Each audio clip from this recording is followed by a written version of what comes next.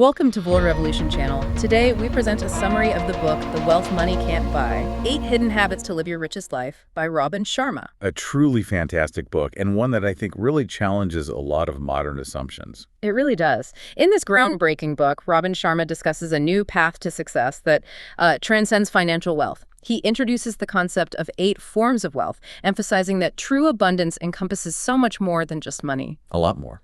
Through actionable insights and transformative strategies, you'll learn how to live a truly rich life by practicing the hidden habits of the truly wealthy. And, cultivating these 8 forms of wealth from the book, it involves intentional action and a real change of mindset. It's a big shift. So let's explore how you can cultivate each form. Let's go. That framing really sets the stage perfectly for the deep dive we have ahead.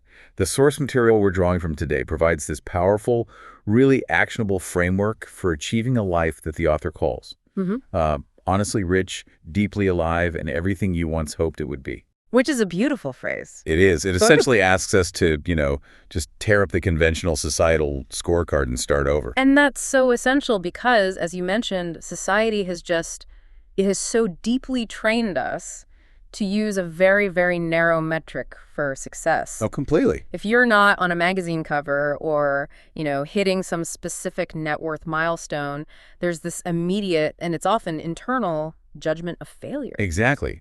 The source material is, it's blunt about it. It says, we are trained to measure whether we are winning by the amount of money we have. Right.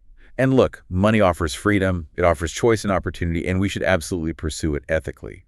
But when it becomes the only measure of worth, that's when it creates a profound internal crisis. That's what he calls the suffering of unworthiness, isn't it? That's the term. It's that pervasive, deep-seated anxiety that we don't matter because our lives don't perfectly align with these flawless, airbrushed, billion-dollar versions of life we're constantly shown. I think the opening metaphor in the book it illustrates this trap so beautifully.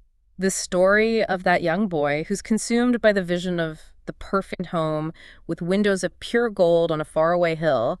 He sees this external thing as the answer to everything. It's such a poignant illustration of the optical illusion of external success, isn't it? The boy sacrifices everything. He travels for days. He's depending on the kindness of strangers, enduring these harsh conditions. All for what? For this gleaming, distant promise. And when he finally gets there, he finds not a mansion, but a broken-down, dilapidated barn. The gold windows were nothing more than the setting sun reflecting sharply off old, cracked window panes. It's the illusion of reflection. We're chasing the reflection, believing the material wealth, the cash, the cars, the digital followers will fill some fundamental hole inside of us. And the source material just emphasizes that this pursuit is a lie, a total lie. Because, and this is a quote, nothing in the outer world will ever make you feel better on the inside.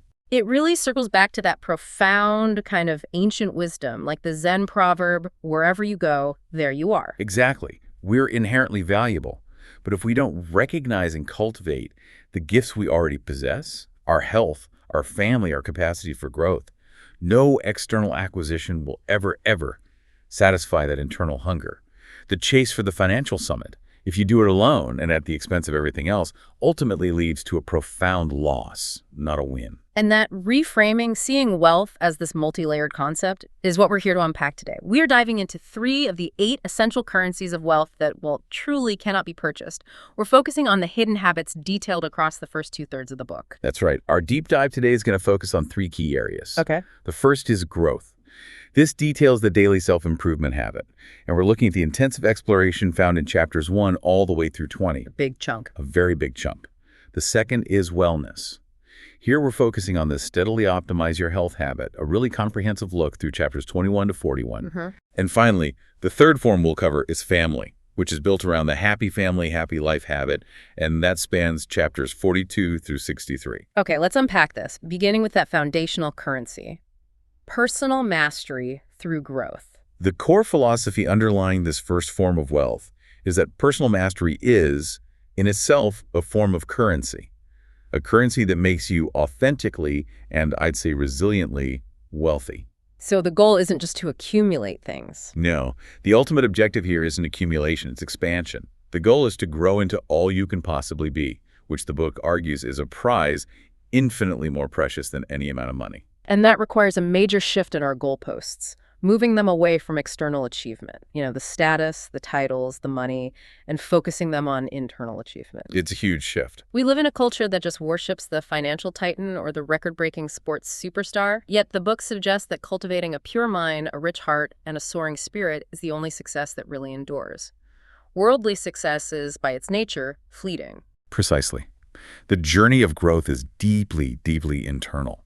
It involves this ongoing process of exploring your unfaced fears, intentionally releasing self-sabotaging limitations, and I think most importantly, discovering how wise and strong and genuinely resilient you truly are beneath all those layers of societal conditioning. He talks about his own background a bit, doesn't he? He does. The author's own narrative supports this. He mentions his humble immigrant beginnings, which were initially characterized by scarcity and insecurity. And it wasn't until he cultivated what he calls an obsessive love of growth, this relentless commitment to becoming better, that his life truly began to take flight. So there's an axiom there. There is. It's simple but profound.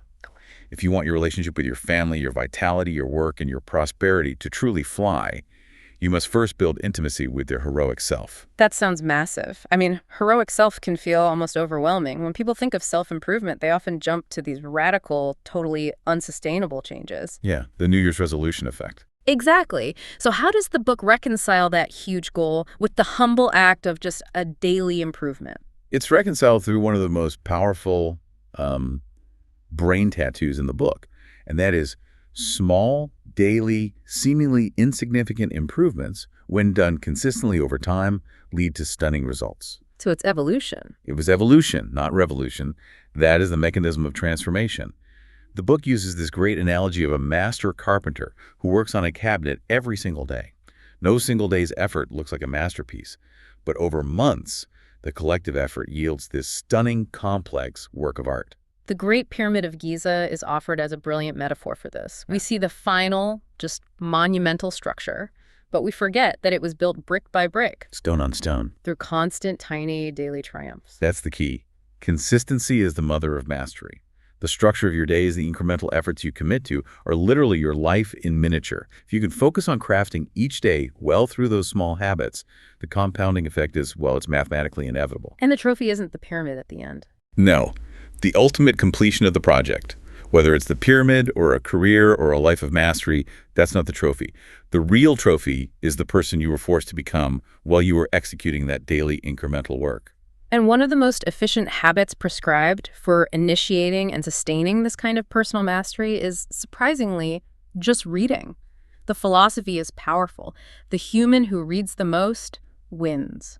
The author views reading a book as this privileged form of connection.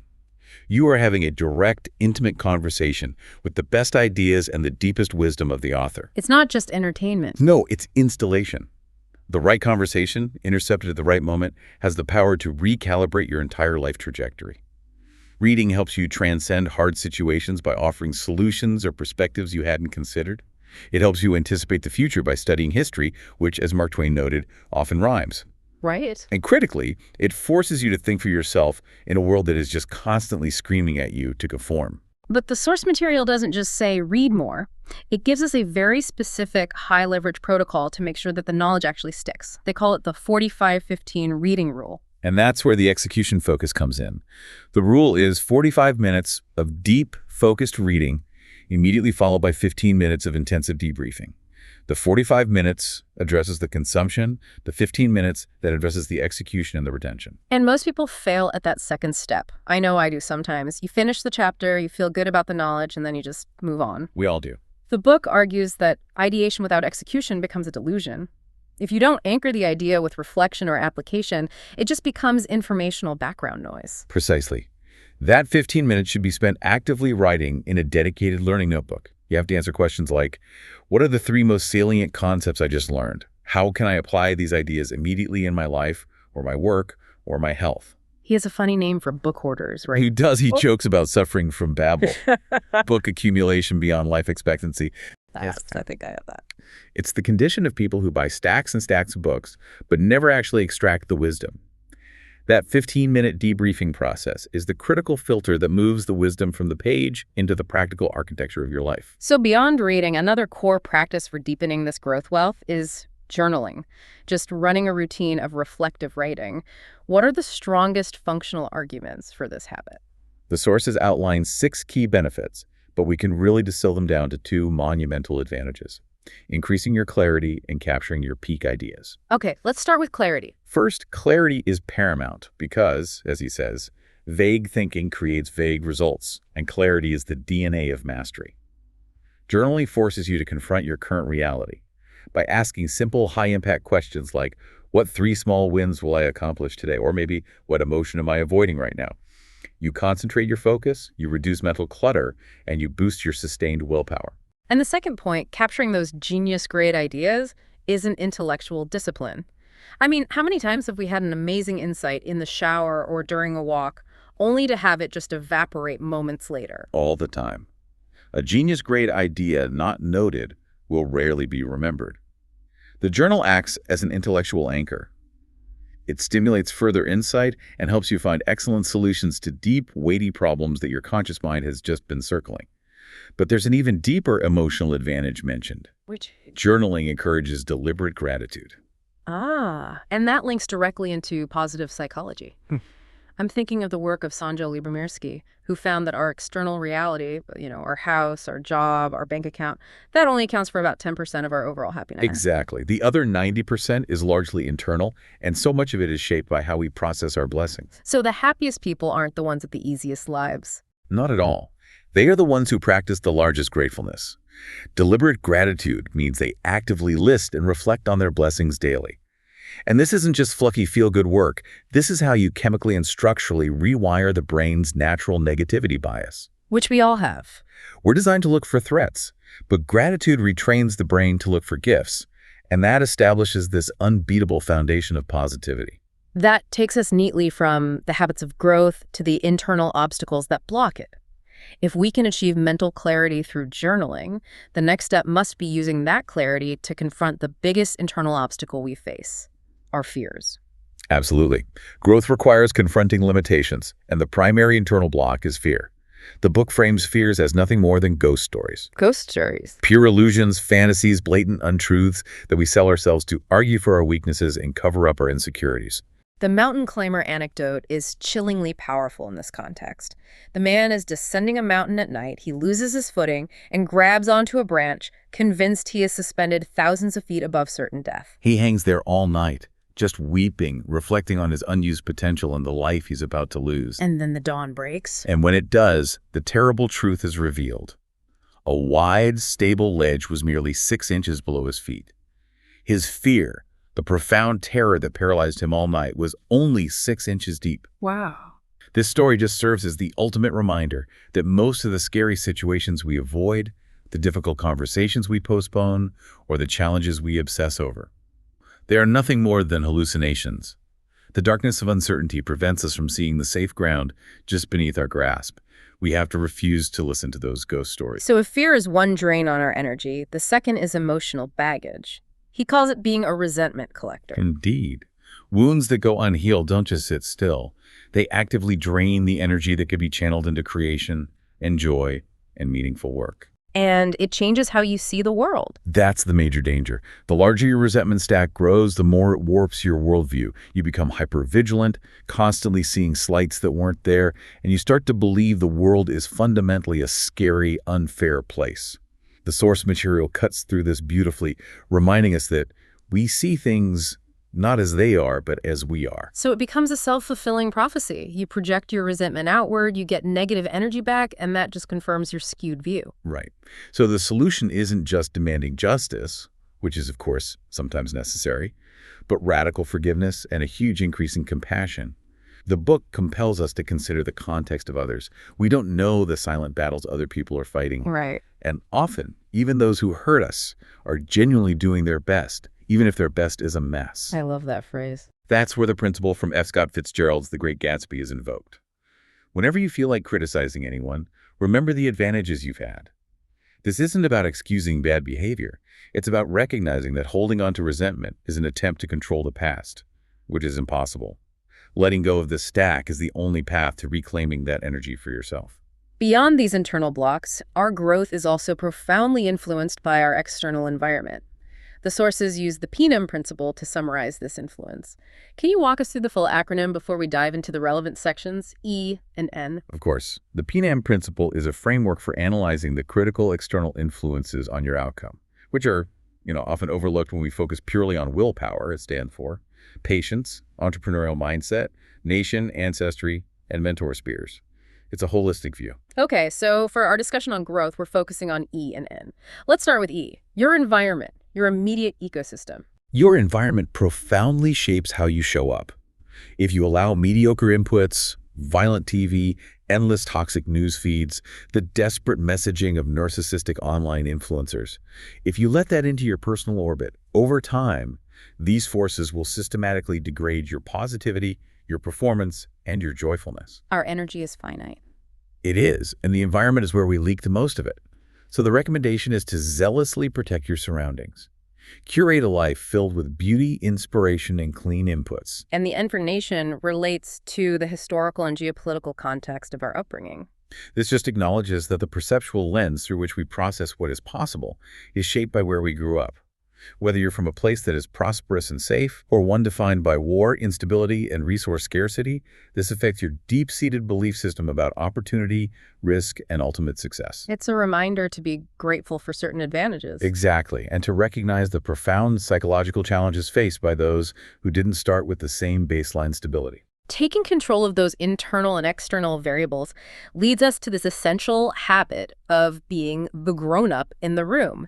And this is framed as the ultimate opposite of victimhood. It's a harsh truth, but it's so necessary for mastery. No help is on the way, and no savior in shining armor will magically show up to place a silver spoon inside your mouth. This means shifting from external expectation to absolute personal responsibility. APR. A leader versus a victim. A leader delivers results no matter the circumstances. A victim, conversely, focuses on complaining, on blaming, and on expecting others to magically make things better. The source states, if you are not getting the results you want, look in the mirror. You are the common denominator. The story of the immigrant rideshare driver illustrates this perfectly. He arrived in a new country with only $260. He had every reason to complain about his hard past, the difficulty of learning a new language, financial limitations. Every reason. Yet instead of making excuses, he focused on focus, hard work, and relentless desire to grow. That commitment to constant daily self-improvement allowed him to build a successful, thriving life, supporting 11 family members back home. He didn't wait for a handout. He started small, focused on steady daily gains, and transformed his situation by delivering results. He was his own rescue team. That habit, above all, defines the truly wealthy. They are their own rescue team. But that drive for transformation inevitably brings discomfort. The author heavily emphasizes that if we want deep growth, we have to embrace the mess. Deep growth is inherently meant to feel weird. When you leave your comfort zone, you feel awkward, you feel clumsy, and you often want to quit. We have to internalize the mantra. All change is hard at first, messy in the middle, and gorgeous at the end. And that messy middle is where everyone gives up. It's where most people quit. It applies to everything, from learning a new professional skill to adopting a new health program. The middle, the messy part where you feel like an amateur and you're facing setbacks, that's the danger zone. So how do we push through it? Well, first, by trusting the flow understanding that the discomfort is simply confirmation that you're actually growing. Second, by honoring periods of rest. The book introduces this wonderful idea of strategic laziness. Strategic laziness, I like the sound of that. It's planned downtime, where you allow your mind and body to integrate the learning. Just as a farmer accepts the fallow season, where nothing appears to be growing, we must accept periods of stillness where our progress feels paused, knowing that essential integration is happening beneath the surface. And pushing through the mess requires courage. I mean, growth demands that we regularly do frightening things. Because the discomfort of growth is always smaller than the heartbreak of regret. At the end of your life, the sorrow will come not from the things you failed at, but from the dreams you didn't pursue and the fears you didn't face. Which is why the book offers a powerful and very low-stakes courage practice. The simple habit of eating alone fairly often in a crowded restaurant. I know. That sounds so small, yet I know so many people who would rather order takeout than risk that public exposure. What is the psychological barrier there? The barrier is the fear of being judged, of being perceived as an oddball or a loner or not good enough. In our hyper-connected, validation-seeking world, Sitting alone in public, without a device, without an escape route, feels terrifying. But it's a kind of training. It is. To risk that judgment, to sit in your own quiet company, is the stuff magic workers are made of. It is meta-courage. Being brave in one seemingly small, irrelevant area is a practice for building the muscle you need to be brave in every critical area of your life. It starves the mind killer of fear. And that commitment to facing discomfort culminates in adopting the power of yes. The author recounts these conversations with highly successful people, like the son of a renowned speaker who, despite his age and accomplishments, habitually says yes to everything. New books, uncomfortable trips, challenging projects that spook the daylights out of him. Because the illusion of safety is the real danger. That's the underlying philosophy. The illusion of safety is always more dangerous than the discomfort of growth. We tend to cling to the known, the comfortable, the predictable, thinking that protects us. But that comfort zone becomes a prison. It does. Saying yes to the risky new project, the challenging book, or the uncomfortable trip is how you increase your exposure to life's grand opportunities and accelerate your growth. The best way to increase this first form of wealth growth is to choose the path of maximum resistance, because that's where the greatest returns on self-mastery are found. So moving from that internal structure of self-mastery, we transition to the second form of wealth, wellness. And this is far broader than just physical fitness, isn't it? Oh, absolutely. The book defines wellness as cultivating a vital, resilient body alongside mental vigor and a deeply healed emotional life, what the author collectively terms your health set. And it's the foundation. It's the absolute foundation. Yeah. If you lose your health, the other 7 forms of wealth immediately become inaccessible or just meaningless. And what's fascinating here is the introduction of advanced biological science to support these simple habits, specifically the concept of epigenetics. This really shatters that common belief that we are simply victims of our inherited biology. It provides immense agency. The word epi means above in Greek. So epigenetics is the study of factors above the genetic code that regulate the turning on and the turning off of your genes. So your DNA isn't your destiny. Your DNA sequence might be fixed, but your lifestyle habits, what you eat, how you move, and how much you sleep and stress, they are the switches. They determine which genes are expressed and which remain silent. So if your family has a history of a certain illness, that doesn't mean it's your destiny. Not necessarily, no. The sources stress that lifestyle actively regulates gene expression. This means that aging can be slowed and potentially reversed purely through intentional, consistent daily habits. How does that work? Well, for example, high stress levels can trigger chemical tags. They're called methyl groups. They can silence beneficial genes. Conversely, habits like Shinrin-yoku or meditation can effectively turn on resilience genes. This scientific insight provides the strongest possible rationale for why these habits are non-negotiable investments in your health set and your longevity. Okay, since lifestyle is the key regulator, let's start with a surprisingly simple but scientifically backed habit: connecting with nature. We're told to take a bath in a forest. This refers to the Japanese practice of Shinrin-yoku, or forest bathing. And this isn't just a pleasant walk. It's a therapeutic practice. And there's science behind it. Solid science. Research confirms that even a short period of exposure to a forest environment significantly reduces the stress hormone cortisol, lowers blood pressure, and decreases feelings of fatigue, anxiety, and depression. It's like a quick, natural reset for the nervous system. It makes sense. Our bodies aren't designed to live in these concrete canyons 24/7. They're not. When we introduce the organic sounds, sights, and even the natural aromas of a forest, our parasympathetic nervous system, our rest and digest mode, is activated. Historically high achievers like Virginia Woolf and Charles Darwin prioritized multiple daily walks. They understood this inherent need. So what's the actionable advice? The recommendation from the sources is to schedule a minimum 15-minute walk near trees and plants before your workday to boost concentration, energy, and hormonal balance. Next, we move to the essential internal fuel, embracing food as medicine. Hippocrates, the father of medicine, gave us the foundational instruction: let food be thy medicine, and medicine be thy food. The food choices we make are literally turning those epigenetic switches on or off. And the sources get specific, right? They talk about foods that actively boost happiness and mood. Correct. Foods like blueberries, which are rich in antioxidants, are mood elevators. Green tea with L-theanine promotes a sort of calm focus. Fatty fish like salmon provide essential omega-3s for brain health. And for fighting fatigue. For that, we look to nutrient-dense options like avocados, Brazil nuts, and eggs. These provide sustained energy without the rapid crash you get from sugar.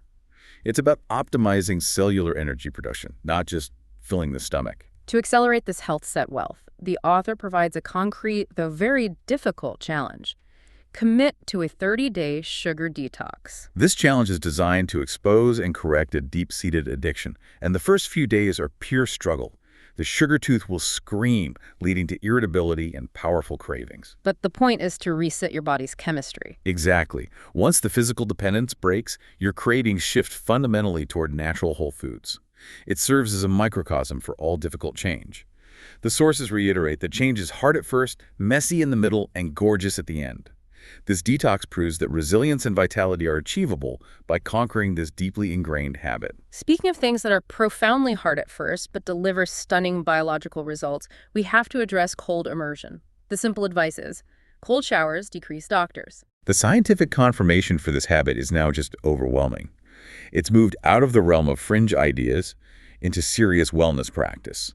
Cold immersion, whether it's a full ice bath or just a frigid shower, is a powerful stressor that triggers a massive, beneficial physiological response. What kind of response? Improves your mood, significantly enhances cognitive function, boosts your immune response, and speeds physical recovery. I remember the study cited about dopamine release. That was incredible. It's remarkable. One documented study found that submerging the body in cold water around 57 degrees Fahrenheit increased focus-boosting dopamine levels by a staggering 250%. 250%. And this isn't just a temporary spike. The elevated levels last for hours, providing sustained mental clarity and motivation. Furthermore, cold exposure activates autophagy. Autophagy, which literally means self-eating, sounds counterintuitive. But it's described as a crucial cellular process. You can think of it as cellular house cleaning. When the body is briefly stressed by the cold, it triggers the breakdown and recycling of damaged or dysfunctional cell components. This process is highly correlated with slowing aging and preventing disease. So a cold shower is leveraging your body's own systems. You are consciously leveraging your body's deepest biological systems to promote both longevity and mental vigor. Shifting to mental wellness, we have to address the relentless digital overstimulation of modern life. The best defensive move we can make for our health set is committing to a dopamine detox. This addresses a core psychological vulnerability of the information age. The entire ecosystem of social media and constant connectivity is meticulously engineered to raise the release of dopamine through unpredictable rewards likes, notifications, texts. It creates a toxic feedback loop. It does. A constant loop that keeps the brain in a state of hyper-arousal. And the inevitable result of this constant overstimulation is hedonic adaptation. And that's when things that used to be fun just aren't anymore. Yes. You reach a point where you do all the things that once brought you simple joy, a walk, a book, a quiet conversation, but you feel only apathy. You need more and more extreme stimulation just to feel baseline alive. This constant craving keeps us anxious and distracted. So the solution is to slow down. Radically. The solution prescribed by the sources is to intentionally slow life down and simplify your days. It calls for doing less to live more, echoing the profound philosophy of Henry David Thoreau and Walden. I went to the woods because I wished to live deliberately. A dopamine detox breaks the cycle. It does. It creates intentional periods of boredom or quiet reflection, allowing the baseline level of brain stimulation to drop. This reset restores your capacity to find joy and fulfillment in simpler, non-digital experiences, which is vital for sustained wellness. And part of that essential simplification is prioritizing rest. We must become a professional sleeper. The book is explicit. Sleep is not a luxury. It is a non-negotiable longevity habit. Sleep deprivation is the #1 way we systematically cut our lifespans short and destroy our cognitive function. Even for high achievers. Yes. While the author is known for methodologies like the 5 a.m. Club, he clearly states that this should never come at the expense of necessary rest. If your body requires 8 or 10 hours to function optimally, you take 8 or 10 hours.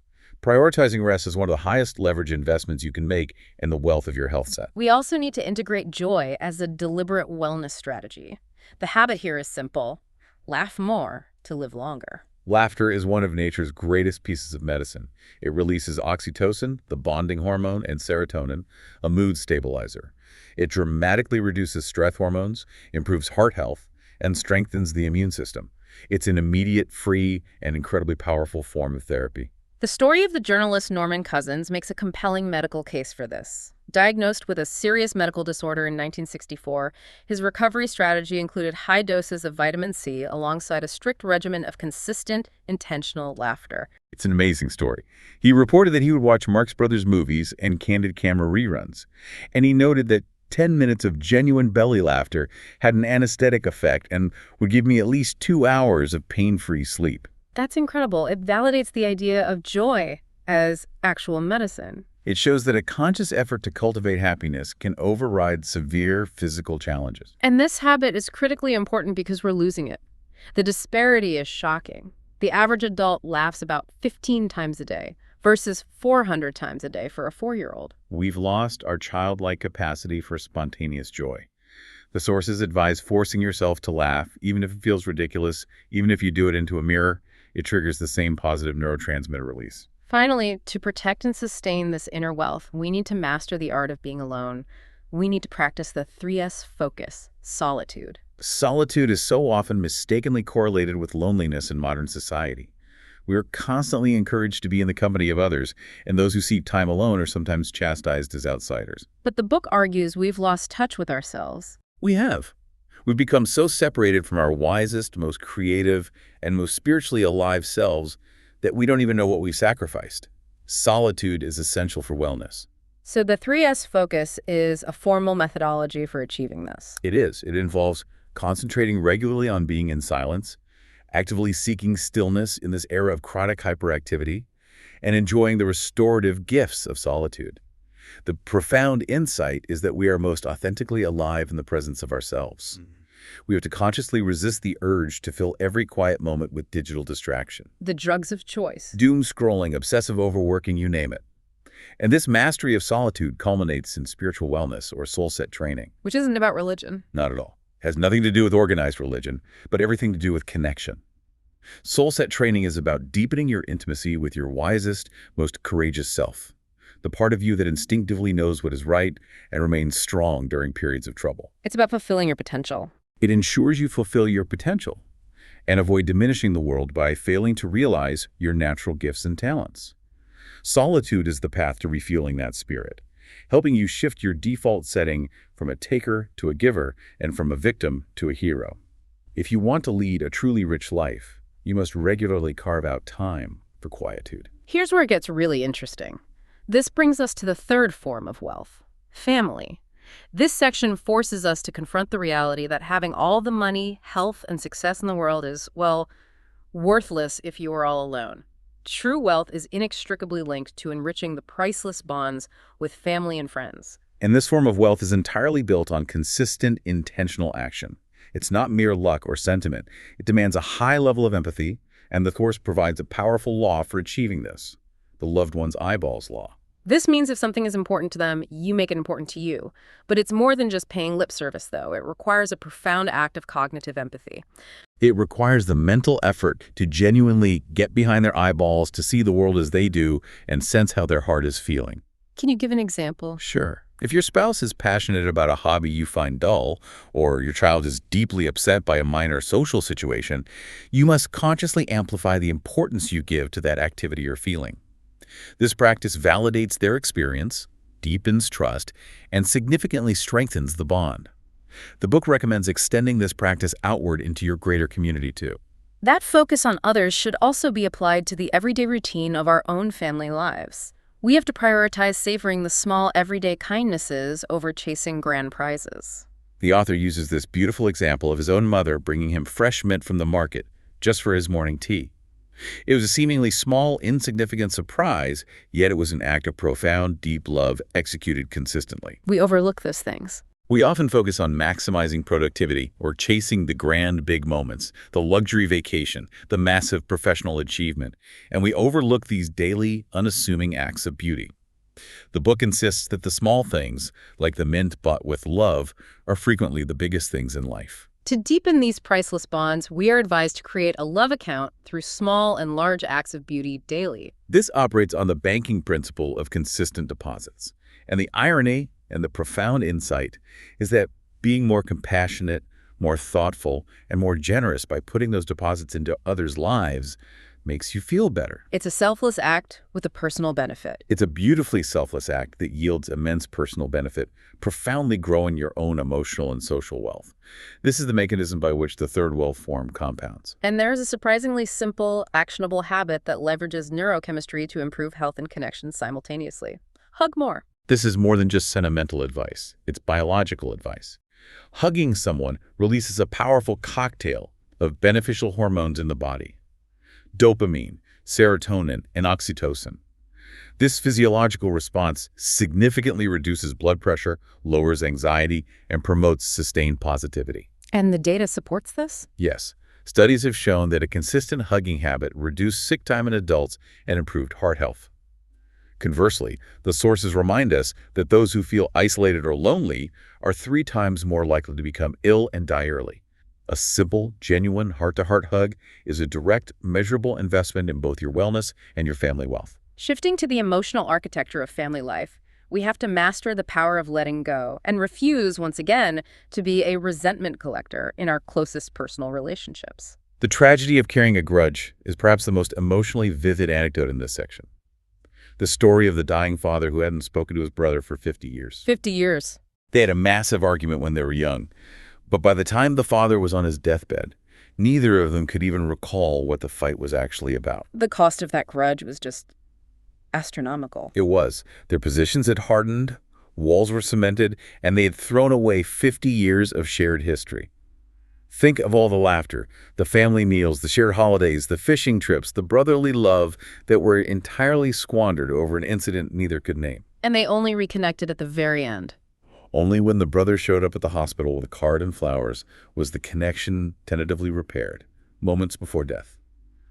The lesson is urgent. We must repair those relationships now. There's no guarantee of tomorrow. Forgiveness is not a gift to the other person. It is a gift of freedom to yourself. That desire for harmony and forgiveness doesn't mean becoming a doormat, though. We need to focus intently on boundary setting and reality. This is a critical balancing act. The rule is absolutely clear. People will only take advantage of you if you allow them to take advantage of you. We actively teach people how to treat us, and we get what we settle for. Which requires courage. A lot of it. The key balance is to be respectful yet assertive, polite yet brave, and loving but fiercely self-respecting.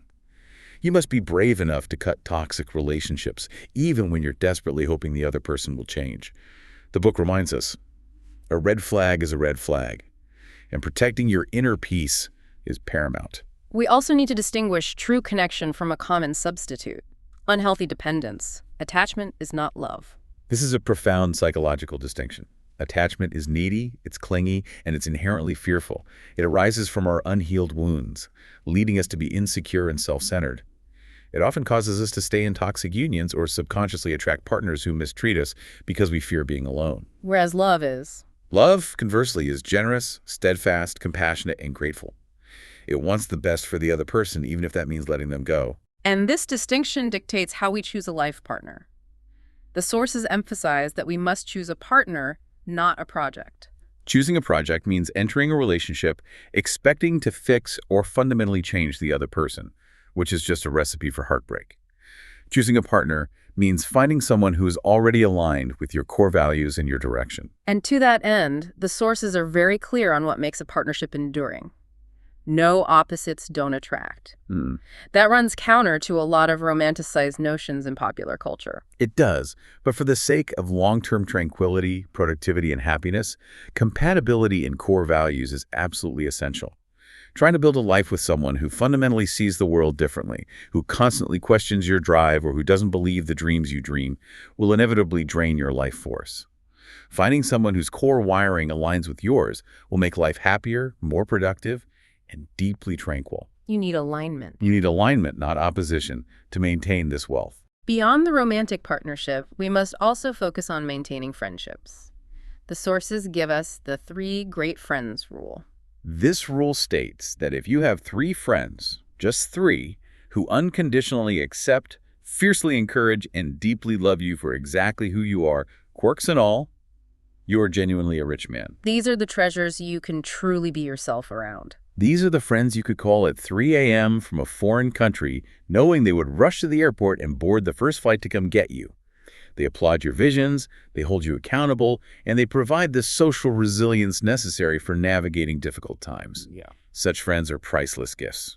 Now, for one of the most memorable anecdotes in the sources demonstrating the power of protecting family, coupled with extending kindness, the time the author's elderly mother took on a motorcycle gang. This story is a beautiful illustration of fearless assertiveness balanced with profound kindness. The gang had moved on to the peaceful street where the author's parents lived, riding fast, loud, shaking the windows. And the mother in her 80s was fearless. She didn't buy cones for herself. She bought neon orange cones to slow them down to protect her young grandchildren who played outside. And when the cones didn't suffice, the mother, the mama bear, walked directly over to the tough-looking bikers while the neighbors begged her not to go, warning she was putting herself in danger. Yet the mother asserted her boundary with self-respect and courage, asking them simply to be better, more careful neighbors. Her approach wasn't accusatory. It was direct and loving. And the result was spectacular. The bikers, shocked by her boldness and genuine concern, were instantly polite and gracious. The leader's response is the key insight into human connection. With tears in the author's eyes as he wrote the story, the leader said, "Ma'am, your granddaughter is our granddaughter. We'll be very careful, thank you." And then she baked them cookies. She then cemented the new bond by baking them a gigantic batch of chocolate chip cookies. Her boldness, immediately followed by unexpected kindness, earned instant respect. This principle, asserting boundaries and then showing humanity, is one of the most effective ways to build and maintain the wealth of good neighbors and strong community connections. Finally, we must reclaim the lost art of listening within our families. Social media, once again, has trained us to become constant broadcasters rather than thoughtful receivers. It's all me. Me. Me. We talk more than we listen. And this destroys the connection required for the family wealth. The sources offer simple but powerful rules for becoming a magic worker in conversation. Never interrupt others or finish their sentences. Understand that the person asking the insightful questions is the one genuinely enriching the conversation and gaining the learning. And there is a simple, non-negotiable rule about digital respect. Crucially, never check or answer your phone while a family member or friend is sitting in front of you. That moment of digital distraction is one of the most profoundly disrespectful things a person can do. It sends the message that the person in your hand is more important than the person in front of you. Top communicators are spectacular listeners. And wrapping up this section, we must learn to see the people around us for the gifts they are. See little children as giant gifts. The author recalls a small handprint card poem his son gave him, a simple, powerful reminder that his tiny handprints will surely fade away. This just underscores how quickly life passes. We need to extend this philosophy to everyone around us. We are all interconnected brothers and sisters on this small planet, part of a family called human. We must actively resist judging others, remembering that our world is, in the deepest sense, our family. And appreciate what we have right now. Appreciating the obvious gifts we have right now. Eyesight, food, 2 feet to walk on is essential because we would miss them desperately if they were gone. Okay, so that was a lot. Let's try to synthesize. We have completed a deep dive into 3 of the foundational currencies of wealth that money simply cannot acquire. First, growth, built on daily self-improvement, facing fears by recognizing them as ghost stories. Reading voraciously using protocols like the 4 to 515 rule. And cultivating personal mastery through evolution, not revolution. Second, wellness, optimizing your health set by leveraging epigenetics, seeking nature immersion, Shinrin-yoku, treating food as medicine. Mastering solitude through the 3S focus, and prioritizing rest and genuine joy. And third, family. Enriching priceless bonds through intentional acts, living the loved one's eyeballs law, setting self-respecting boundaries to avoid being a doormat, and practicing radical forgiveness to let go of the resentment stack. And these forms of wealth growth, wellness, and family, they aren't something you win in a lottery.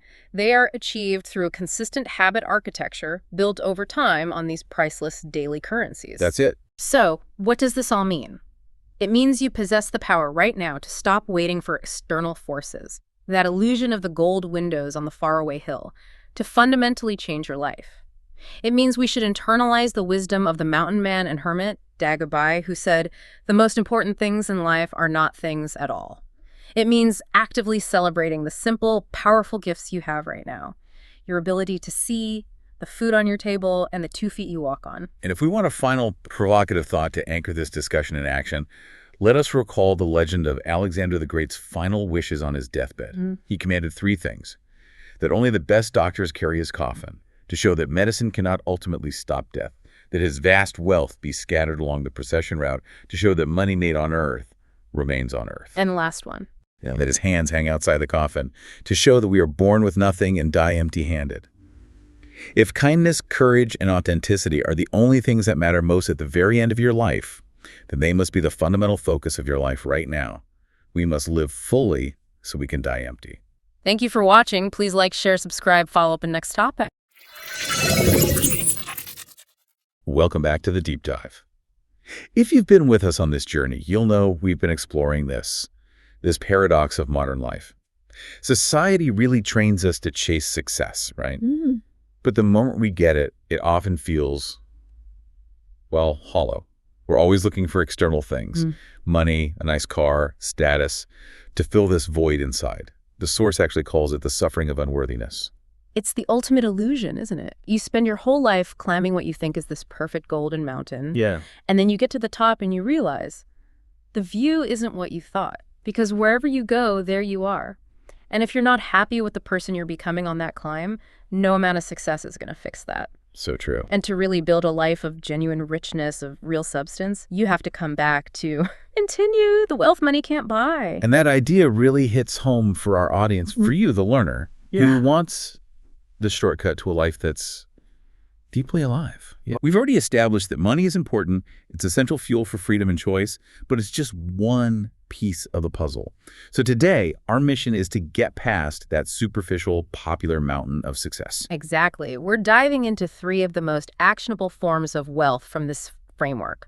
These are the pillars that can actually transform your day-to-day existence. Okay, what are they? We're going to focus on the wealth you get from dedicated, purposeful work, which is craft. Then the psychological mastery over your money, seeing it as fuel. And finally, the immense power of your relationships, which is community. So this is about transformation, not just theory. We're looking for a detailed guide on how this dedication to your work, a healthy relationship with money, and curating your inner circle, how they all combine. They combine to build a life that is so rich, so internally wealthy, that a stock market crash can't even touch it. I love that. Think about that mountain man, Dag Abay. The Source mentions him finding pure joy in the simplest things. He'd say, I have wind, I have rain, I have snow, I have sun. And he contrasts that with people who have everything. Exactly. He says, I know many people with big homes and big cars, and they still aren't happy. He's living proof that the most important things in life really, truly aren't things. And by looking at these next 3 forms of wealth, we learn how to build that richness inside ourselves. Okay, let's jump right in. Form number 4, craft. This section is all about what the author calls the work as a platform for purpose habit. It's a huge perspective shift. It's about seeing your daily work not as just, hours you have to put in, but as a real platform for realizing your genius and making the world a little bit better. The Source really elevates work here. It makes it a noble pursuit. And it argues that the dedication it takes to achieve real mastery, that's not just for your career, it's almost like a spiritual currency. A spiritual currency. What do you mean by that? When you invest in your craft, you're really investing in the person you're becoming. It's about your character, your integrity. And that integrity is key, even when no one is watching. That anecdote about the good nun in the country church, it paints such a vivid picture. It really does. You have this woman playing a classical organ piece with so much passion, so much conviction, and it's this glorious, beautiful sound. But the church is completely empty. Right. Not a single person in the pews to clap or even notice. But she isn't playing for an audience. No, she's playing for her own standard of excellence. Her devotion means she shows up and gives her absolute best, her mastery, as if she were singing for a stadium of thousands. That's the real test of a true craftsperson, isn't it? Can you bring that level of art and commitment when nobody's watching? Absolutely. The quality of your conviction in the act of creation itself, that's the real measure, not the applause you get for it. And that has a direct impact on your output. If you treat every task that way, big or small, the quality just compounds over time. Which brings us to the method for actually doing that. The Source calls it the virtuoso algorithm for mastery. It's the practical engine for getting world-class results. Okay, so it's not just a nice idea, it's a formula. It's actually expressed as a fraction. Let's break down the top part, numerator first. It's growth x Practice X teachers X associations. Exactly. So growth, that's your continuous learning and refining. You have to be actively getting new skills, new knowledge. Not just reading, but actually applying it. And practice is the obvious one. Yep. The hours you put in, the deliberate reps. Right, the muscle building. But the two that people almost always neglect are teachers and associations. Let's focus on teachers for a second, because so many people think, oh, I can just Google it, or that having a mentor is just for people starting out. A great teacher saves you years of wasted time. Years. They don't just tell you what to do, they tell you what not to do, what to avoid. That's huge. And to get one, you have to be humble. You have to recognize real expertise and approach them with genuine respect. You can't just expect them to help you. You have to show you're committed. The best performers are always the best students. And associations. That sounds like the social part of craft. It's the idea that your personal standards will eventually become the average of your 5 closest friends or colleagues. So if you surround yourself with people who value excellence, who are punctual, who do deep work, their energy and their work ethic just naturally rub off on you. It lifts your game without you even trying. The source puts it pretty bluntly. If you're the smartest or most curious person in the room, it's time to find a new room. You have to. That's the numerator. That's what creates explosive growth. But the denominator is what keeps you around long enough for that growth to actually matter. Okay, and that is resilience plus longevity. Resilience. So, I mean, this is where it gets real. We all fail. We all face criticism. Resilience is that trained ability to take a stumble and turn it into a stepping stone. It's not about never falling down. It's about getting up faster each time. Right. Most people quit after the first big failure. The pain is just too much. But fortune really does favor the relentless. And longevity. That's just the brutal truth, that you have to stay in the game longer than anyone expects you to. Think about it. In any field, the people who are considered the best in the world, they've often just outlasted their peers. They kept showing up, kept improving year after year. Mastery is a marathon run at a sprint pace. You need the resilience to recover and the stamina to just keep going. Yeah. It's a lifetime commitment. And what powers that commitment, as the source really emphasizes, is a belief in continuous self-education. Learning is your superpower. Absolutely. The source talks about the 2x3x mindset. Yeah, I love this. If you want to double your income and impact, you have to triple your investment in 2 areas, your personal mastery and your professional capability. So that means dedicated time, money, and energy spent on learning every single day. It goes right back to that growth mindset idea. If you don't have a skill right now, let's say public speaking, Right. You have to operate with the absolute conviction that you can learn it. Genius isn't something you're born with. Not at all. It's born from focus, from training, from great teachers, and just the passage of time dedicated to intentional practice. If you walk around thinking, I'm just ordinary, so my work has to be ordinary, well, that belief becomes your reality. So true. The path to genius starts with believing you can always learn, always improve. It reminds me of what Charlie Munger said. In my whole life, I have known no wise people who didn't read all the time. None. Zero. Wow. And that dedication to growth, it naturally creates a demand for quality. Which brings us to the integrity of the work. The source gives a fierce warning about the no one will notice it lie. This is such a critical internal battle. When you cut a corner on something, a part of the job that the client or your boss will never see, you're not fooling them. You're betraying yourself. The classic example is Steve Jobs and his dad painting a fence. Exactly. His dad made him paint the inside of the fence, the part facing the alley that no one would ever see. And when Jobs asked why, what did he say? He just said, if you're going to do a job, you do it right. And that lesson led directly to Jobs' philosophy for the first Macintosh computer. He insisted the circuit board on the inside had to be a work of art, even though 99% of users would never, ever see it. Because even if the customer doesn't see it. Your highest you is always watching. Every time you settle for average work from yourself, a little piece of your self-respect dies. That unexpressed potential, it doesn't just go away. It turns into inner pain, into pessimism. So to maintain that level of integrity, you have to manage your focus. Which is why the stop doing list is such a powerful idea. We're always trying to add new habits, but simplification is really the key. A world-class life is often defined less by what you start doing and more by what you ruthlessly stop. You have to eliminate the silent killers of your potential. Okay, give us some examples. What are the big energy drains we should cut out right now? First, stop comparing your real, messy human life to the fake, filtered lives you see on social media. It's just poison for your contentment. Sure. Second, stop buying stuff you don't need. It just adds complexity. Third, and this is a hard one, stop saying yes to every social invitation just because you want to be liked. You have to protect your time for deep work. And the fourth, this is probably the hardest one in our world today. Stop the digital snacking. The constant low-grade distraction. Every time you switch tasks to check a notification, you pay a tax on your potential. Mastery demands simplicity. It demands a laser focus. You have to say no to everything that isn't essential to doing your absolute best work. That clarity helps you build momentum. But, we all feel that friction when it's time to start. We have a great idea, but we just can't get off the couch.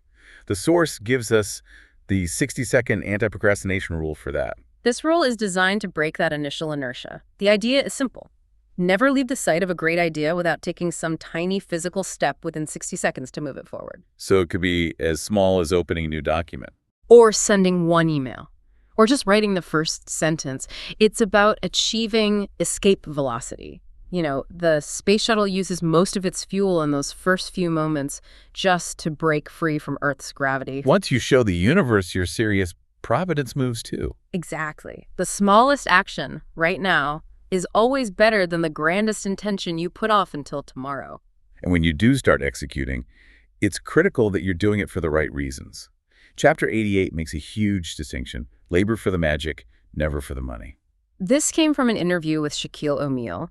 He shared that he noticed a pattern in his business ventures. What was the pattern? Whenever he chased a deal purely for the cash just because it promised a huge payday, it always failed or ended up being a disappointment.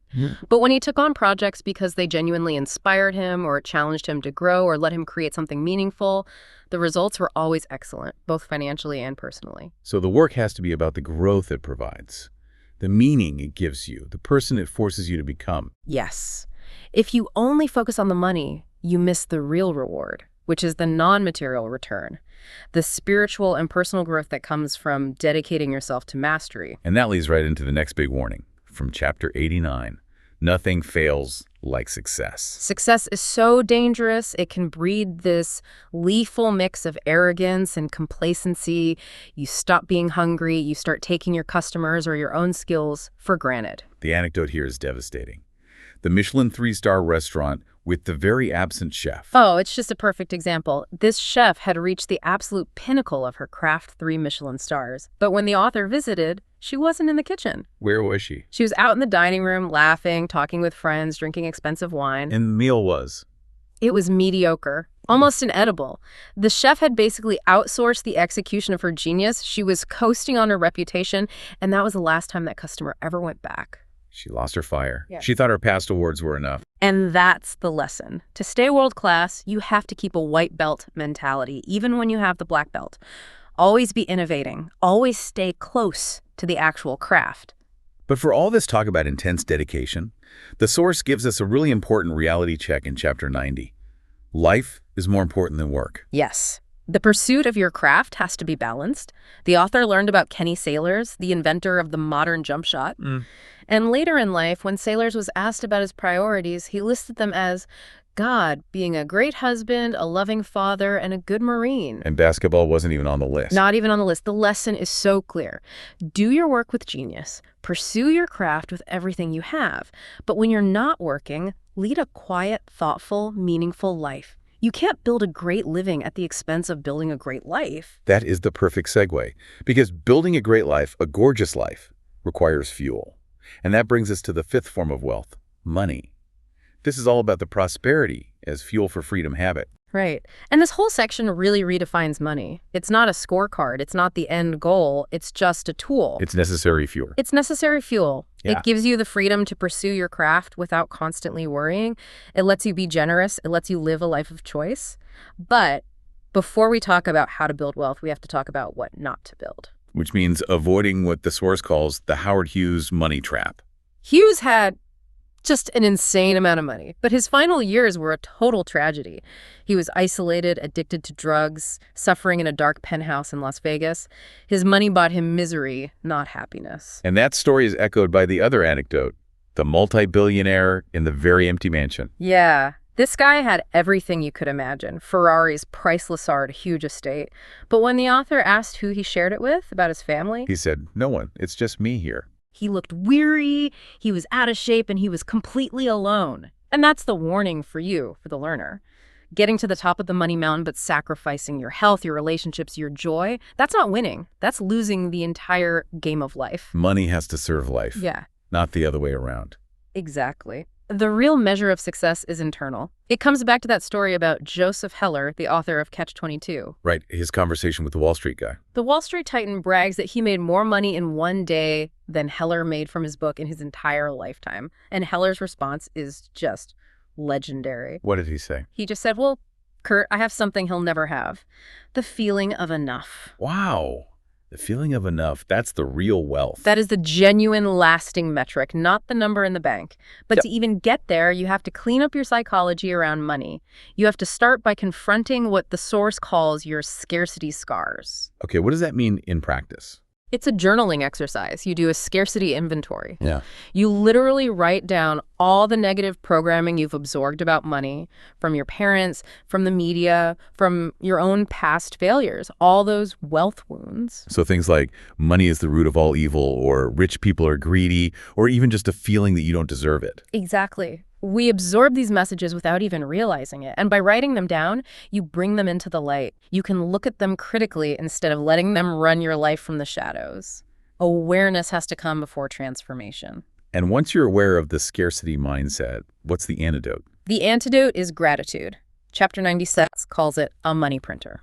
Okay, how does being grateful actually print money? That sounds a little out there. Well, it's partly metaphysical, but it's also deeply practical. When your mind is focused on scarcity, you're operating from fear.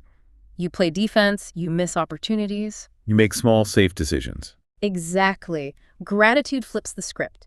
It shifts your perspective to abundance. When you appreciate what you already have, your skills, your health, your current income, you're signaling to your subconscious that you are capable of handling more. What you appreciate appreciates. Okay, let's get really practical now. The author talks to a financial leader, this banker to billionaires, and the advice he gives is pretty counterintuitive. It's live beneath your means and no leverage. This goes against so much of the hustle culture advice out there, you know? The idea of using OPM, other people's money, to grow fast. Right. This banker's core philosophy was that an investor's best friend is time. It allows for the magic of compounding interest to do its work. And borrowing money using leverage, what does that do to the compounding? It introduces existential risk. If you're highly leveraged and a crisis hits, a pandemic, a recession, you're forced to sell your assets at the worst possible time just to pay the debt. The bank becomes a wolf at your door. Exactly. You're forced to liquidate, and you lose all the benefit of that compounding. The durable, multi-generational strategy is to live below your means and invest consistently without debt that can force you to make bad decisions during a downturn. It's a form of financial resilience. And that requires a certain kind of person, a unique mindset. The source details the habit stack of super wealthy people. Let's touch on a few. Habit 3 is unique unorthodoxy. This just means they think differently, they don't follow the herd. In fact, they fundamentally ignore public opinion. They know that if people aren't calling them a little crazy, they're probably not dreaming big enough. They avoid copying, they pursue original ideas. Yes, conformity is the enemy of genius and of wealth creation. Okay, what about habit 4? Extreme resolve. This feels connected to what we talked about with craft. It is. It's that trained ability to take immense pain criticism, financial loss, public failure, and just keep going. It's not something you're born with. It's a muscle you build by sticking with it when everything tells you to quit. And finally, habit 8, solution orientation. This is about how you frame things. Right. The average person sees a problem and focuses on the problem. Their brain's negativity bias takes over. But money masters are different. They've trained themselves over years to instantly look for the opportunity inside the difficulty. They see a crisis not as a problem, but as an opportunity in disguise. They understand that a problem only becomes a problem when you view it as one. So, once you have the right psychology, where do you put your money? The source is very clear on this. The investment with the highest return is in yourself. The best investment you can ever make is in what the source calls the 4 interior empires: your mindset, heart set, health set, and soul set. These aren't just buzzwords. They are the leverage points for your entire life. Let's make that actionable. How do you invest in your mindset? That's daily, non-negotiable reading, learning new skills, doing deep work. Maybe it's 30 minutes every morning just studying your craft. The return is crystal clear focus and better decision making. And heart set. That's your emotional world. Exactly. Your emotional intelligence. You invest here by practicing gratitude, by journaling, by actively forgiving people. The return is you're less stressed, you have more empathy, your relationships are better. You make smarter choices when you're not emotionally hijacked. Okay. Health set. Physical well-being. This is the foundation for everything. If you're exhausted, your genius can't show up. So investing here means daily exercise, clean eating, prioritizing sleep. The returns are explosive energy, stamina, and longevity. You stay in the game longer. And finally, the soul set. Inner peace, purpose. This is about making sure your life is about contribution, not just collection. So you invest here with meditation, quiet reflection, serving others with no expectation of reward. The return is a deep sense of peace and purpose. Investing in these 4 areas will yield a greater return than any stock ever could. And that idea of contribution leads us to ethical business practices. The source says it so plainly. Being good is good business. This completely rejects that old, cynical idea that you have to be a shark to get rich. Integrity, honesty, character. These are your single greatest competitive advantages. Because they're so rare. They're incredibly rare.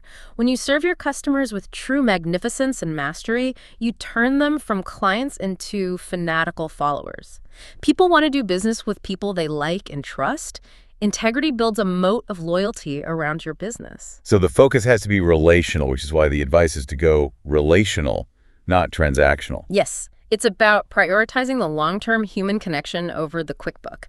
Think about that restaurant story again. They rushed a high net worth customer just to turn the table a few minutes faster. And in doing that, they lost a loyal, long-term customer who probably would have spent tens of thousands of dollars there over the years. They treated him like a transaction. Exactly. And every single person you meet wears this invisible sign that says, "Make me feel important."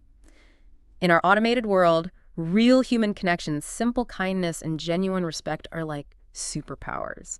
It's not just good for your soul, it's fantastic for your bottom line.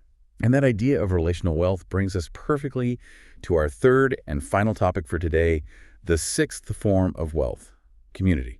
It's all about the profound influence of your social network. This section is built on a fundamental truth, both scientific and behavioral. Your ability to think, feel, and produce is hugely dictated by the people you spend your time with. If you want a better life, you need a better circle. Chapter 118 really throws down a challenge here. It's choose a brighter neighborhood. It says if you look around and you're the smartest or most enthusiastic person in your circle, it's time to move. Metaphorically, of course. All right. But you will always play a better game when you play with better players. Growth is uncomfortable. Finding people who push you often means being humbled or challenged. The source mentions the movie Burnt, where the chef says to his rival, "The rest of us need you to lead us to places we wouldn't otherwise go." We all need those people. You need people who will lift us to heights we wouldn't dare try to reach on our own. But that means you have to be clear on where you're going. Before you pick your network, you have to know your destination. That's why the source says we need to live your hero's life. It's a critical question to ask yourself. If anything is possible, whose life would you love to be living? And your answer immediately clarifies what your ideal social network should look like. Because the people you're around right now, they're an example of the results that are available to you. So if your hero is surrounded by creators and thinkers, and your friends just want to complain, there's a mismatch. A huge mismatch. And a tangible way to fix that is detailed in Chapter 121, Start a Mastermind Alliance. What does that look like? It's about formalizing a small, dedicated group. It could just be 1 or 2 other people who meet regularly for the specific purpose of mutual progress. The author talks about meeting his partner every Friday at 6 a.m. for 2 hours. Wow. And they talk about their progress, solve problems, and just provide that high-level encouragement. It creates structured accountability. You have to show up prepared because your peers are counting on you. But it's not just about choosing the right people. Community wealth also depends on your own conduct. The absolute foundation is in Chapter 120. Do what you say you'll do. It sounds so simple. Incredibly basic, but it's one of the rarest qualities today, becoming a grandmaster of following through. When you tell someone, a friend, a client, anyone, that you will do something, you have to do it, immediately and flawlessly. The goal is to underpromise and consistently overdeliver. You build a reputation for being so reliable that you become unforgettable. And that integrity connects to a bigger idea in Chapter 123. Karma is practical. This isn't some mystical cosmic thing.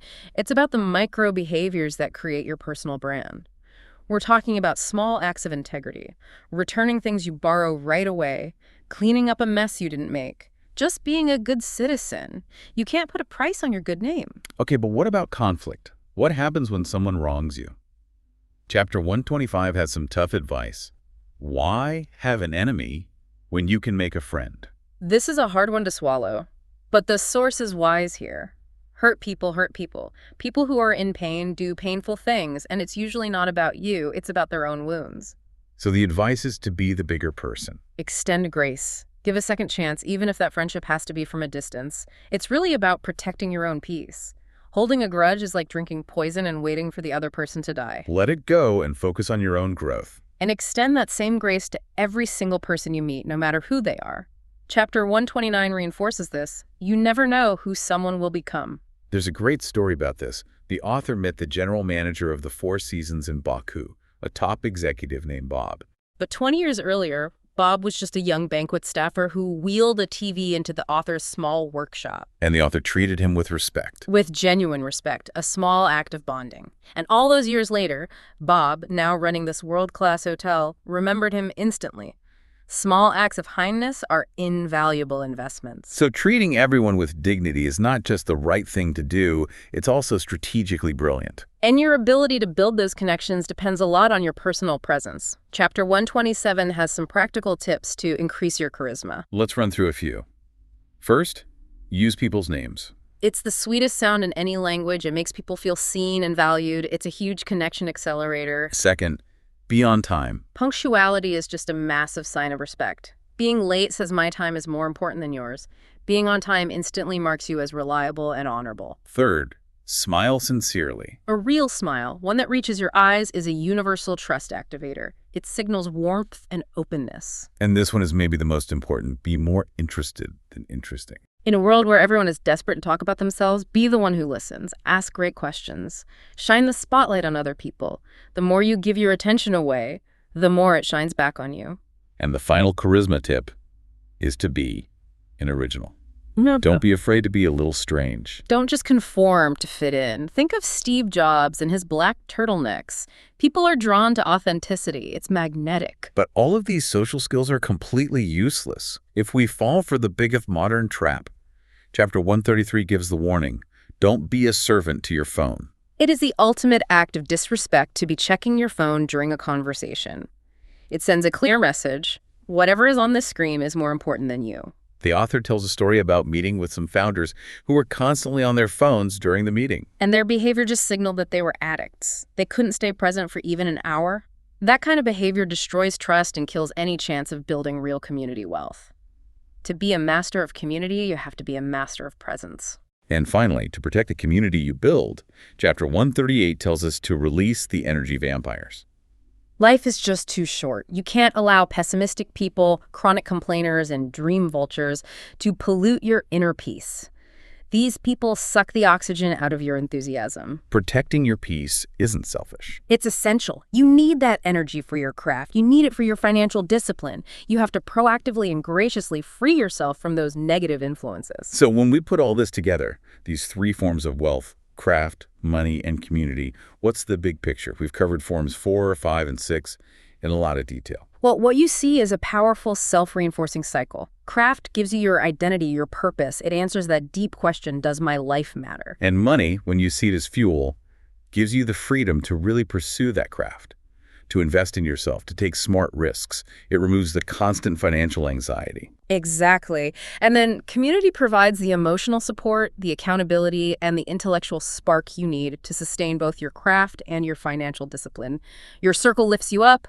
They are the foundation for a truly rich, deeply alive life. And at the end of the day, the real measure of all of this goes back to what Joseph Heller knew, the feeling of enough. Real success happens in the privacy of your own soul, that feeling of peace and satisfaction. That's the real win. And to really drive that point home, we can look at the story of Alexander the Great's last 3 wishes. On his deathbed, the man who conquered the world had 3 final requests. Yeah. And they were all designed to teach us a lesson. His first wish was that only the world's best doctors should carry his coffin. Why? He wanted to show everyone that even the greatest medicine and the most brilliant minds can't stop the inevitability of death. And his second request, That all his wealth, all the gold, the jewels, should be scattered along the road to his grave. to show that you can't take it with you. All the riches you make on earth, stay on earth. Exactly. And his third and most profound wish was that his hands should hang outside the coffin for everyone to see. So they could see that he was empty-handed. He wanted everyone to know that we are born with nothing, and even a man who conquered the world dies with nothing. And that's the final thought we want to leave with you, the learner. If those priorities, the reality of our mortality, the fleeting nature of money, and the fact that we leave with nothing, if those are what matter most at the very end, do you have the courage to make them your primary focus right now? Don't wait until your last day to figure out what's most important. Thank you for joining us on this deep dive into craft, cash, and community. If these ideas resonated, we really encourage you to reflect on them, apply them, and maybe share this knowledge with someone else. We truly appreciate your time and your dedication to growth.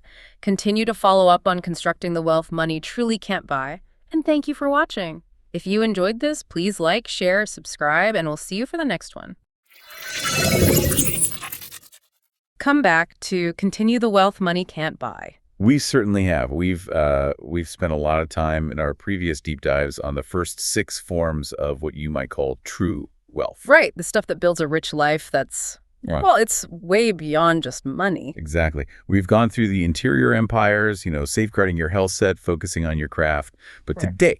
today we're tackling the final 2. And in a lot of ways, these are the ones that tie everything together, the capstone of the whole framework from Robin Sharma's work. That's right. And for anyone who might be jumping in now, the whole journey started with this idea of the gold window illusion. I love that metaphor. That's perfect. It really is. The boy who chases the house with what he thinks are gold windows, only to get there and find they're just cracked and dirty. It's such a perfect picture of chasing external success, money, status, all that, and then feeling this deep suffering of unworthiness when you get it. And you realize it's hollow. So we know, to be truly abundant, you have to master all 8 forms. So our mission today is to really get into forms 7 and 8. Not just a summary, but a real exploration, adventure and service. And this is where the big shift happens, because if the other forms were mostly about, self-cultivation, getting your own house in order. An inner house. Your inner house, exactly. These last 2 demand that you pivot your attention completely outward. You're moving from the instinct to accumulate for yourself to the imperative to explore and to contribute. And the rewards are things money just can't touch. Form 7, adventure. That's your internal fuel, your endurance. It keeps you from getting stale. It helps you live vividly. And then form 8, service. That's your legacy. That's the meaning, the self-transcendence that makes sure your life actually mattered to more than just you. So let's start with that rush. Let's start with the 7th form, adventure. The habit that joy comes from exploring, not just from possessing. And what's so fascinating here right from the start is how it defines adventure. It's not just, climbing a mountain or sailing the world. Though it could be. It could be, absolutely. But at its core, it's about reconnecting with that sense of curiosity and unscripted living we all had as kids, before the weight of responsibility and the status quo just sort of locked us into a predictable path. Okay, let's unpack that. And the first step is this idea of escaping the mundane. Chapter 135 gives us maybe one of the most vivid images in the whole framework. Find your invisible Panama. Oh, that anecdote is incredible. The man in his dingy Dodge Caravan parked outside this giant cold skyscraper where he works. And he's just blasting Van Halen's Panama over and over. Yes. And it's so powerful because that's not just him listening to a song.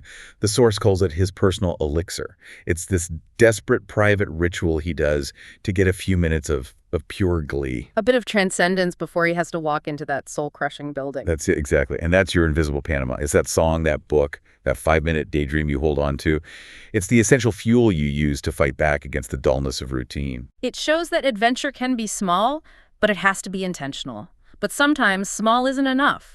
We have to take radical steps against the modern world, especially the digital trap. The sources give us 2 tactics for this, and they escalate fast.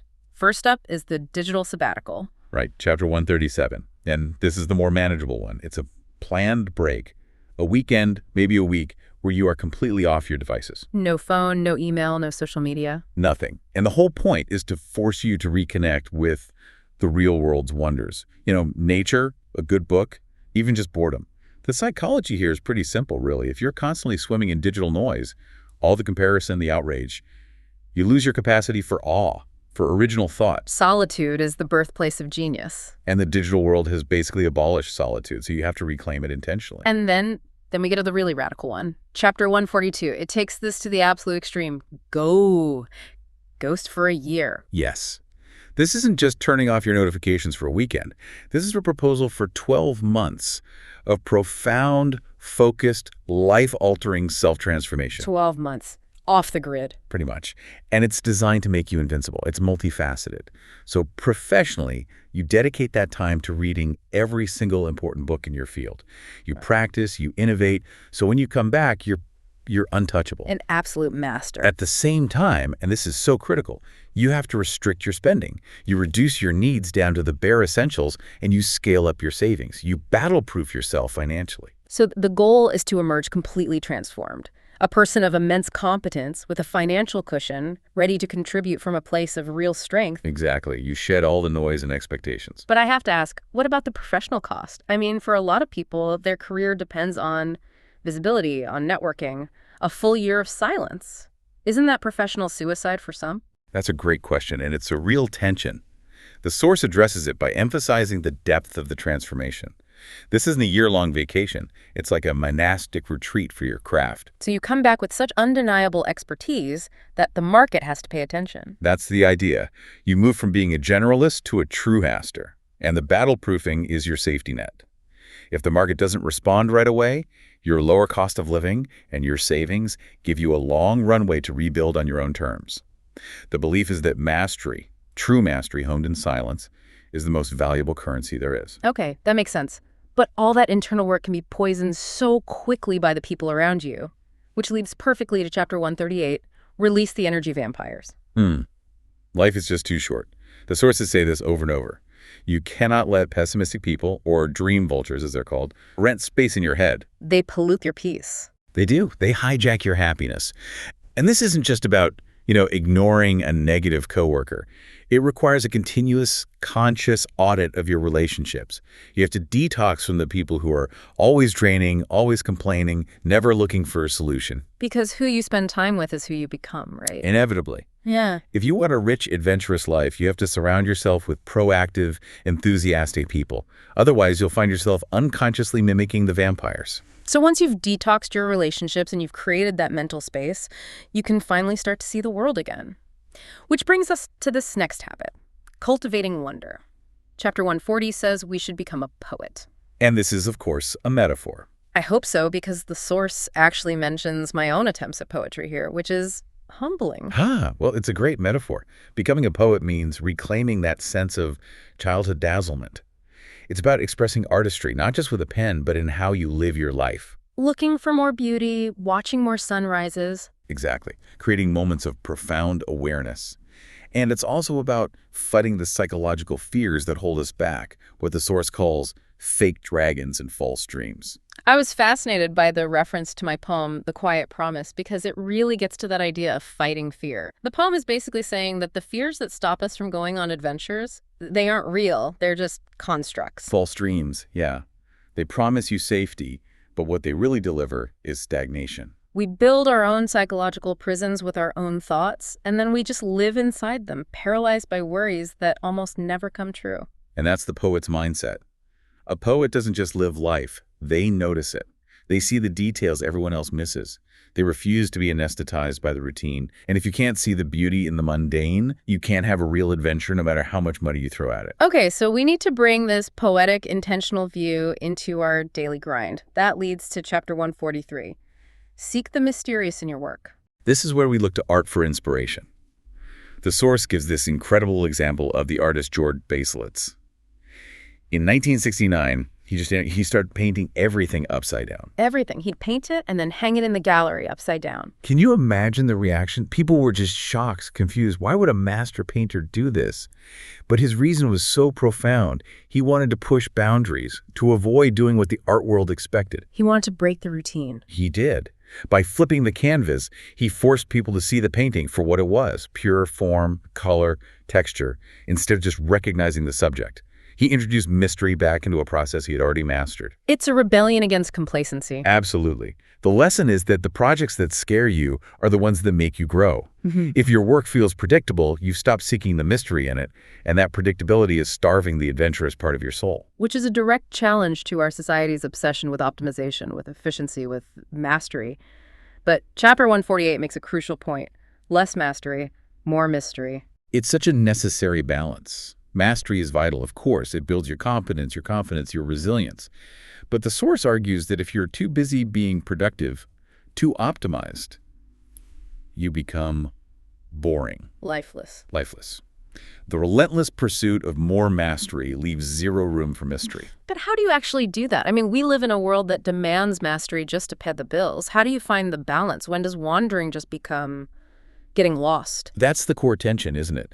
The mystery here isn't about becoming incompetent. It's about balancing your deep work with time for experiencing miracles, for intentional play. So it could be as simple as driving to a new town without a map. Or, as the source suggests, going and having a conversation with a nana who's been making pasta by hand for 65 years. There's a deep, intuitive, non-optimized wisdom there. A truly wealthy life isn't just about professional mastery. It's about the unpredictable miracles you find along the way. The mystery keeps you interesting. And all of this adventure is so much sweeter when it's earned. Which brings us to Chapter 155. Find your metaphorical wolfgat. Ah, the wolfgat example is just perfect. This chef, Cobus van der Merwe, in this remote restaurant in South Africa, he forages for his ingredients, creates this wild, incredible food. A true Renaissance man. And the point isn't just about the great food. Not at all. The core lesson is that a thrilling adventure is infinitely sweeter when it's a reward for doing something hard. The fruit of your labor. The author talks about going there after weeks of intense, focused work on the book manuscript. Exactly. If you're just constantly escaping stress without earning that breakthrough disciplined effort, the satisfaction it's fleeting. But when the adventure is a conscious reward for a period of difficult, dedicated work, the joy is amplified tenfold. It breaks the cycle of burnout and empty escapism. So adventure requires stepping outside the comfort zone. It often starts with a little bit of healthy fear. And Chapter 145 gives us a great practical strategy for this from a sailing instructor. Right, from a guy named Bob. And his strategy is brilliant because it's for long-term psychological growth. It's at two parts. First, every 3 months, every quarter, do something that genuinely frightens you. Public speaking, taking a cold plunge, whatever. It's about taking back the power you've given to that fear. And the second part? Every 2 years, learn a new, massive skill. Something that reinvents you. Not just an incremental improvement, but something that shifts your identity. Learn a new language. Master an instrument. And the motivation behind all this is such a powerful truth. The discomfort of growth is so much smaller than the heartbreak of regret. That is something that needs to just sink in. Because at the end of your life, the source warns, you will regret the things you didn't do, the fears you didn't face. This quarterly scary act is like a vaccination against future regret. It builds up your courage muscles. And to help us get comfortable with that, Chapter 146 tells us to pretend you're a pirate. I love this one. It's about being assertive without being aggressive. And it's all built on that simple mantra, no ask, no get. So it's about pushing the boundaries of what you think you can have. The examples are pretty extreme. They are. And that's the point. Ask for a free penthouse upgrade at a hotel. Ask for the best table in the restaurant, even if you're in jeans. Approach a grumpy-looking stranger for directions just for the practice. Pirates get more bounty. They get more bounty and they live with more color. Because politeness can sometimes be a trap. It keeps us quiet and compliant, but silence guarantees that nothing changes. I do have a question about that, though. How do you balance no ask, no get with not being entitled or rude, especially when we're going to be talking about kindness and service later? That's a really important check, and the key is in the phrase, assertiveness without aggression. A pirate asks boldly, but they can take no for an answer gracefully.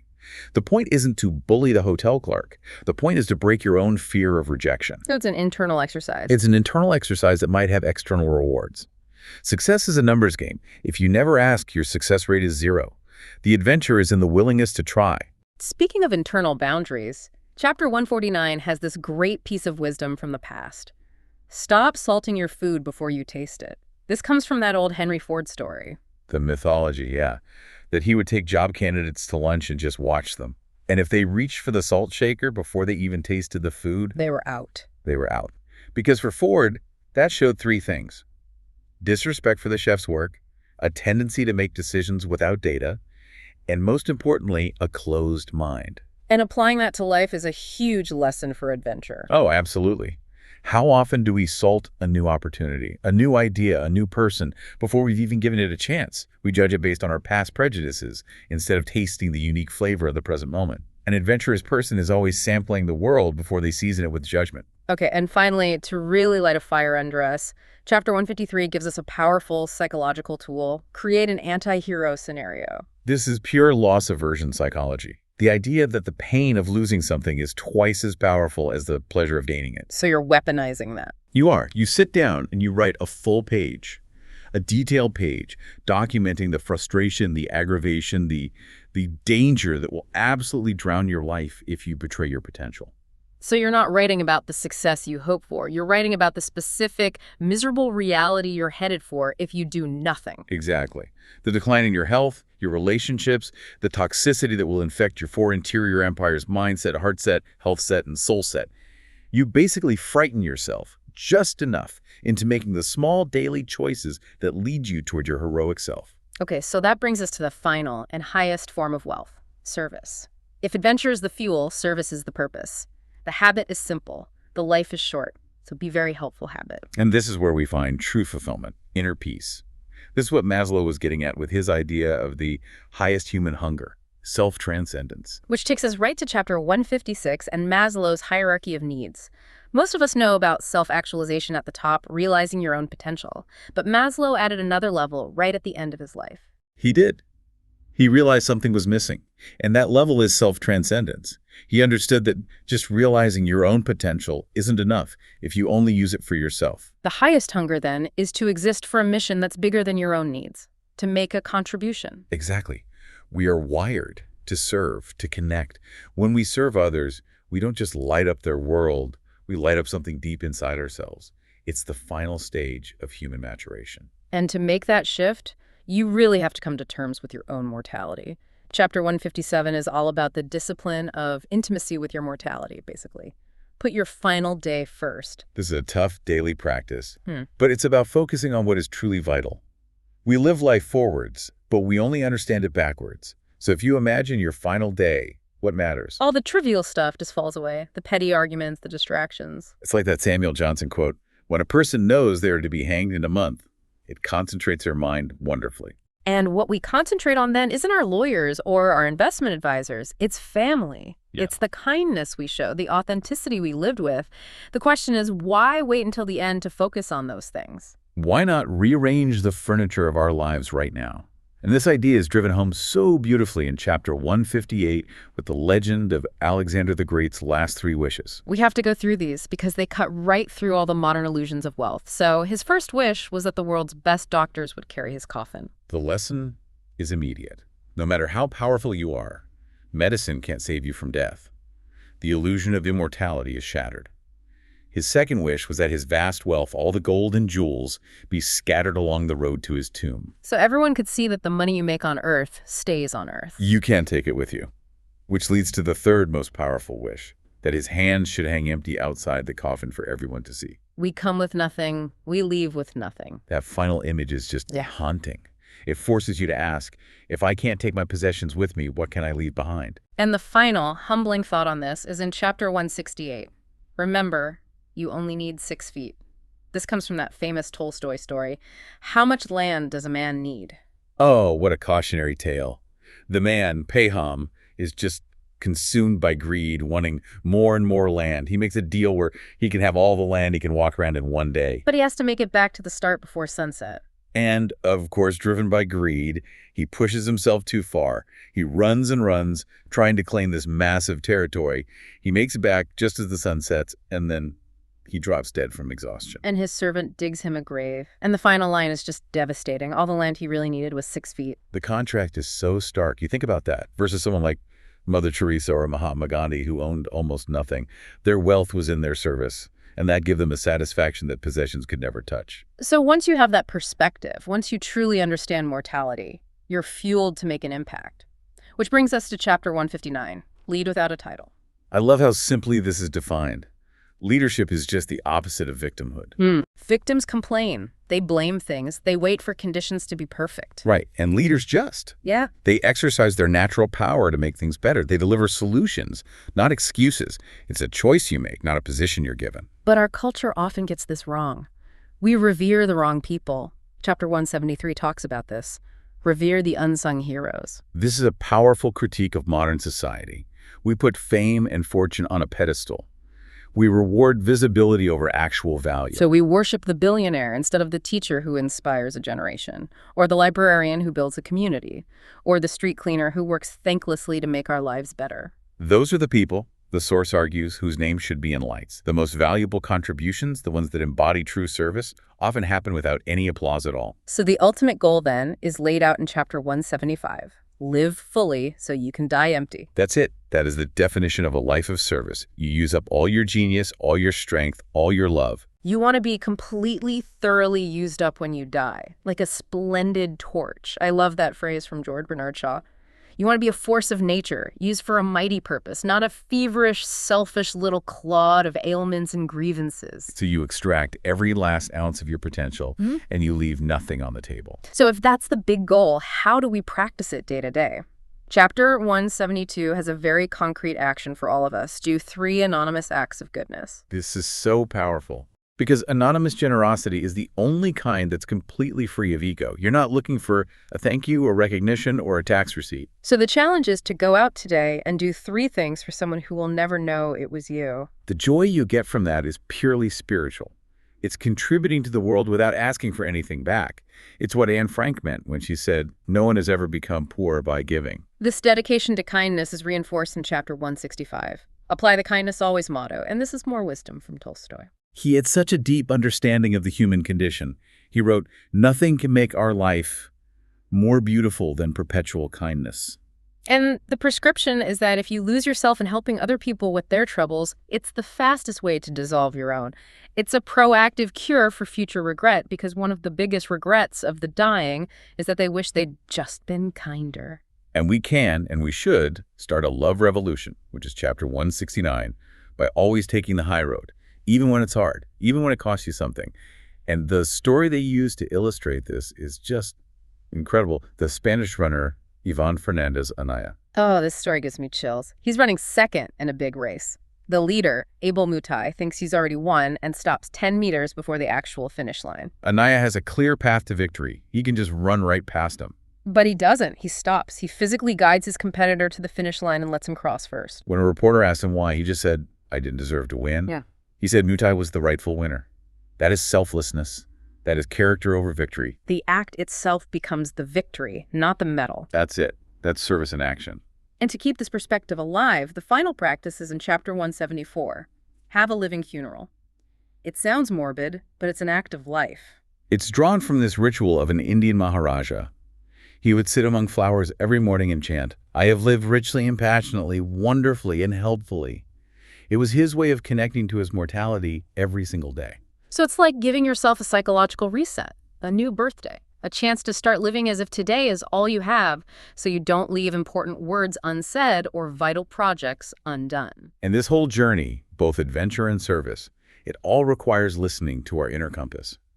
Chapter 161 says it perfectly. Your heart is wiser than your head. This is about that constant internal battle we all fight. The battle between what the sources call the egoic self and the heroic self.